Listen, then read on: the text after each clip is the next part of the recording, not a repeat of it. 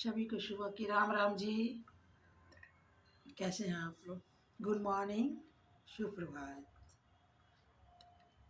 I hope अच्छे होंगे, खुश होंगे। तो पहले मैं सभी को विश करूँगी हैप्पी लोहड़ी जी। आज हैप्पी लोहड़ी है, खूब जम के मनाएं और खुशियाँ मनाएं। हैप्पी लोहड़ी का आनंद उठाएं। सभी को हैप्पी लोहड़ी। जहाँ से भी मुझे देख रहे हैं सभी को हैप्पी लोहड़ी। और आज का आनंद हैप्पी लोहड़ी मना करके दे, क्योंकि ये सब साल का पहला त्योहार, फेस्टिवल कह सकते हैं इसे। और कल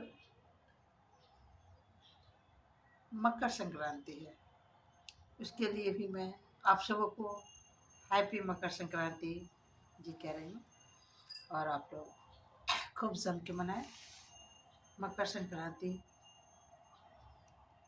ऐसा त्योहार है कि ये सरकारी छुट्टी इसमें मिलती है सभी को, तो छुट्टी का आनंद उठाएं कहीं अच्छी जगह पर जा कर के। लोहड़ी और मकर संक्रांति का मनाने का उद्देश्य ये होता है आज मेरे गले में खराश आ रही है, ठंड की असर हो रही है। देखिए मैं दालचीनी का काढ़ा पी रही हूँ, इससे कवर हो जाएगा। तो आज लोहड़ी और कल मकर संक्रांति मनाने का, मुझे ठंड हो गई है, ठंड की असर हो गई है, सर्दी भी हो रखी है, मेरी तबीयत ठीक नहीं है। फिर भी आप लोग को विश करने आई हूँ, तो आप लोग ज़रूर अपना प्यार दीजिएगा। लोहड़ी और मकर संक्रांति मनाने का उद्देश्य ये होता है कि किसान भाइयों के घर में खेती की नई शुरुआत की सारे चीज़ें आती हैं। जैसे खेती करी, उससे धान आया, धान से फिर मीठा मीठा पोहा, मतलब चूड़ा, जिसे बिहार में चूड़ा कहते हैं, और सभी पोहा, सब जगह पोहा क्या क्या कहते हैं पता नहीं, उनके नाम सब जगह के अलग अलग हैं। तो नए चूड़ा का सेवन करते हैं खुशी मना के, अपने खेत के नए अनाज का चूड़ा कुटवाई जाती है। चूड़ा बनाने का बहुत तरीका है, बहुत से प्रोसेस है। जैसे धान को फुलाना, फिर उसे गरम हांडी में हल्का हल्का फ्राई करना, फ्राई करने के बाद उसकी घर की ये प्रोसेस है जो कि मैंने देखा है चूड़ा बनते हुए। पहले बनता था घर में, बहुत अच्छा लगता था। या तो फिर ओखली में बनता था, या फिर ढेका में जो पैर से चलाया जाता था, और वो गरम गरम ढेके के में डाला जाएगा। जो खोल बनाया रहता है उस खोल में डालेंगे और ले लीजिए टनाटन, बहुत तेज़ी से एक चोट, एक बराबर की चोट मारते जाएंगे बहुत तेज़ी से, और चिपटता चला जाएगा, चिपटता चला जाएगा, बिल्कुल पतला पतला हो जाएगा। और बिल्कुल छिलके उसके बिल्कुल धान के छिलके अलग हो जाएंगे और चूड़ा अलग हो जाएगा। फिर उसे बहुत कूटने के बाद आदमी सूप में फटक करके धान के भूसी को अलग करता है और चूड़ा को अलग। यही प्रोसेस है चूड़ा बनाने का, और यही उद्देश्य है कि नया धान आया और नए धान का चूड़ा नए तरीके से, मतलब ऐसे तो चावल आदमी बनाता ही है, बॉयल चावल, कच्चा चावल, ये चूड़ा का प्रोसेस अलग होता है। तो आजकल तो लोग मिल में दे देते हैं, कौन इतना मेहनत करे, इसी से तो शरीर में दर्द वर्द होता है। पहले लोग बहुत मेहनत करते थे, और मेहनत करने का नतीजा था कि वो फिट फाइन रहते थे। आज हम लोग वो मेहनत करना छोड़ दिए हैं, कम कर रहे हैं, तो हमें जिम का सहारा लेना पड़ रहा है, एक्सरसाइज करना पड़ रहा है, वॉकिंग करना पड़ रहा है। पहले लोग दिनचर्या पहले की ऐसे ही होती थी कि वो लोग बहुत ही मेहनत वाले, लेडीजें भी मेहनत वाला घर में काम करती थी और जेंट्स तो खेत में करते ही थे, इसमें कोई डाउट नहीं। इसी से उन लोग से कोसों बीमारियां दूर रहती थी, बीमारी उनके शरीर में आने का नाम ले लेती थी। आजकल देखिए हम सभी बीमार ही बीमार चल रहे हैं। थोड़ी सर्दी हुई, थोड़ी सी ठंड हुई कि सर्दी छींक मार दिए, थोड़ी सी ठंड हुई कि थोड़ा सा सिर दर्द होने लगा। यही बीमारी, क्योंकि हम लोग इतने अपने आप को नाजुक बना लिए कि हमें तो बीमारियां घेरेंगी। तो चोर ऐसे प्रोसीजर बनता था और नए साल की बिक्री होती थी। सब किसान भाइयों के घर से धान बिक्री होगा तो नए साल में फिर क्या होगा, सबके कपड़े भी बनने चाहिए। फिर जब उपज होगा तभी तो फिर बिक्री होगा, तो फिर इसी बहाने हर किसी का नया नया कपड़ा भी बनता था। बेटियों बहू के, बेटियों के घर में भाई, बाप, चाचा चूड़ा, गुड़, तिल लेकर के जाते थे, जिसे कि बिहार में खिचड़ी बोला जाता है। बेटियों को, बहुओं को इंतजार रहता था कि मेरा खिचड़ी आएगा,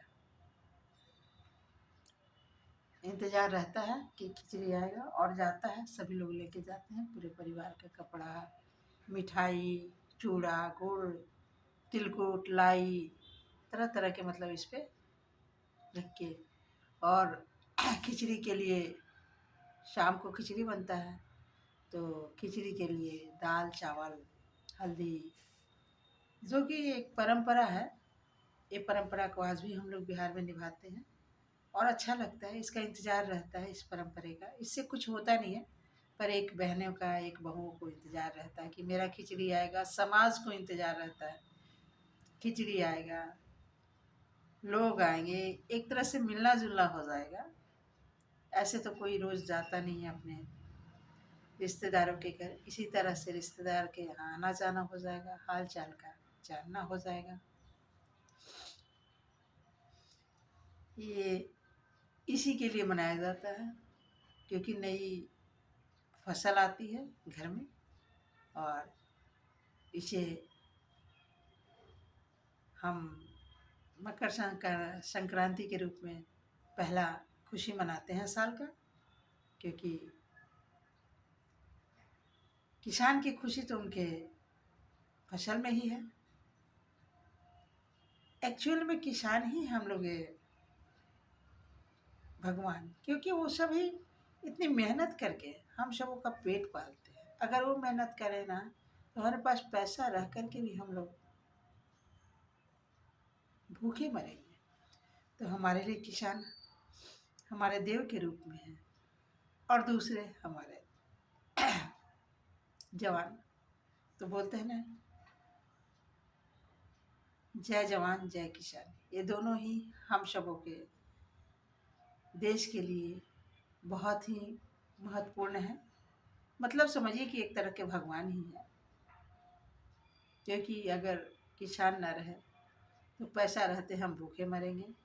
किसान न करे दिल खोल के, इतनी मेहनत न करे, तो हम पैसा रहते हुए भी हम भूखे मर जाएंगे, क्योंकि पैसा पेट नहीं भरेगी, उसके लिए तो अनाज चाहिए। अनाज उपजाते हैं हमारे किसान भाई, तो उनको तो मैं तहे दिल से किसान भाइयों को जय हिंद करती हूँ, हाथ जोड़ के प्रणाम करती हूँ कि मेरे किसान भाई हम लोग के पालनहार हैं, अन्नदाता हैं। अन्नदाता को बारंबार चरणों में प्रणाम करती हूँ। और मेरे वो जो जवान भाई हैं, जो दिन और रात को दिन और रात को न देखते हुए देश की रक्षा करते हैं, जिससे कि हम चैन की नींद सोते हैं, हम घर में खुशियाँ मनाते हैं, वो अपने चैन और खुशियाँ को त्याग करके देश की रक्षा करने में जुटे रहते हैं। उन्हें जितने बार भी मैं सैल्यूट करूं, जय हिंद करूं, कम है। बारंबार मेरा प्रणाम, सैल्यूट और जय हिंद, उनके चरणों में मेरा प्रणाम। किसान और जवान भाइयों के चरणों में मेरा प्रणाम। मैं कर रही हूँ बारंबार प्रणाम, क्योंकि दोनों ही हमारे हम सभी के जीवन के लिए बहुत ही महत्वपूर्ण है, इसमें कोई डाउट नहीं है। तो यही उद्देश्य है लोहड़ी और मकर संक्रांति मनाने का, कि किसान भाई के खेत से फसल घर में आता है और उनकी खुशी में, फसल के आने की खुशी में वो लोग लोहड़ी मनाते हैं। और हमारे यहाँ बिहार में मकर संक्रांति, क्या ऑल इंडिया में मकर संक्रांति मनाई जाती है। मकर संक्रांति एक किसान भाइयों के लिए त्योहार मायने रखता है, क्योंकि उस समय, इसी समय हमारे खेत का नया फसल, नए साल में नई फसल घर में आती है धान के रूप में, और वो जोरों शोरों से मनाई जाती है, क्योंकि नए साल की अच्छी फसल किसान भाइयों के जीवन में खुशियाँ लेके आती हैं। और वो खुशी सभी के साथ हम लोग शेयर करते हैं, अपने पूरे रिश्तेदार के साथ, एक दूसरे से परंपरा निभा करके खिचड़ी का ले जाना, खिचड़ी का ले आना, एक परंपरा है हमारे पूर्वजों ने बना रखी, जिस परंपराओं को आज भी हम लोग निभा रहे हैं और निभाना चाहिए। एक अलग सी खुशी है इसके निभाने में। तो मैं तो यही कहूँगी कि जितने भी किसान भाई हैं उनको बार बार नमस्कार, हैप्पी मकर संक्रांति। और आप लोग खूब मनाइए, मैं भी मना रही हूँ। मैं भी कल को कहीं जाने का प्लान बनाया है। मैंने भी मकर संक्रांति के उपलक्ष्य में कुछ खरीदारी भी की। कल कुछ सोच रही हूँ, कल के बाद जो ब्लॉग बनाऊँगी तो कल का मैं मैसेज दूँगी कल मैंने क्या क्या किया मकर संक्रांति के उपलक्ष्य में। तो मैं फिर अगले ब्लॉग में आप लोग को बताऊँगी कि कल का क्या रहा मेरा दिनचर्या, क्योंकि मैं जहाँ भी जाऊँगी तो मैं ब्लॉग में ही बताऊँगी, क्योंकि वहाँ कैमरा ले जाने का प्रावधान नहीं है, रोक है, वर्जित है। तो मैं तो वहाँ का दृश्य दिखा नहीं सकती, पर ब्लॉग में ज़रूर मैं व्याख्या करूँगी, बताऊँगी कि मैंने कल कल क्या क्या किया, क्या नहीं किया। तो आप लोग ज़रूर देखिएगा मेरे ब्लॉग को। फिर से मैं एक बार आप सभी को ये कहूँगी, हैप्पी मकर संक्रांति। मकर संक्रांति की ढेर सारी शुभकामनाएं आप सबों को मेरे तरफ से। प्लीज़ मेरे ब्लॉग को आप लोग देखिएगा और खूब प्यार दीजिएगा। अच्छा लगे तो शेयर कीजिए, सब्सक्राइब भी कीजिए और अपना प्यार दीजिए इस नए मकर संक्रांति पे। इस दादी माँ को अपना प्यार मेरे व्यूअर्स देते जाएंगे। आई होप देंगे, मुझे इतना विश्वास है कि आप लोग मुझे देंगे। तो आज मैं नए साल के लिए हैप्पी लोहड़ी आज के लिए, और कल के लिए हैप्पी मकर संक्रांति। सभी को, जितने व्यूअर्स, जितने भी देखने वाले मेरे को देख रहे हैं, सभी को हैप्पी लोहड़ी और हैप्पी मकर संक्रांति। अब मुझे आप लोग ब्लॉग समाप्त करने का आज्ञा दें, कि मैं ब्लॉग अब बनाऊं। अगला ब्लॉग में फिर देखिएगा। अब मुझे आज्ञा दीजिए जाने के लिए आप लोग। तब तक के लिए सभी को राधे कृष्णा, सुप्रभात, गुड मॉर्निंग। कैसे हैं आप? फिर एक बार कैसे हैं आप लोग? आई होप मस्त होंगे।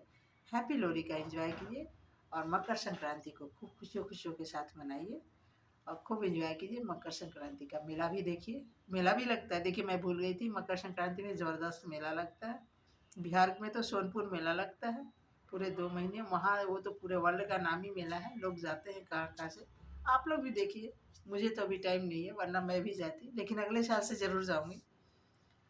अगले साल से मैं जनवरी में तो नहीं, पर जनवरी के बाद ज़रूर जाऊँगी, क्योंकि आज़ाद हो जाऊँगी।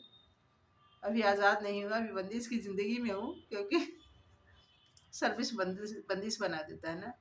तो अगले साल से मैं भी मेले का आनंद उठाऊंगी। तो प्रभु सबको ठीक ठाक रखे इस नए साल में, और अगले साल का फिर आनंद उठाने के लिए हमें भी ठीक ठाक रखे। सभी को राधे कृष्णा, राधे कृष्णा। तब तक के लिए आज्ञा दीजिए। सभी को जी राधे कृष्णा, राधे कृष्णा, राधे कृष्णा। हर हर महादेव।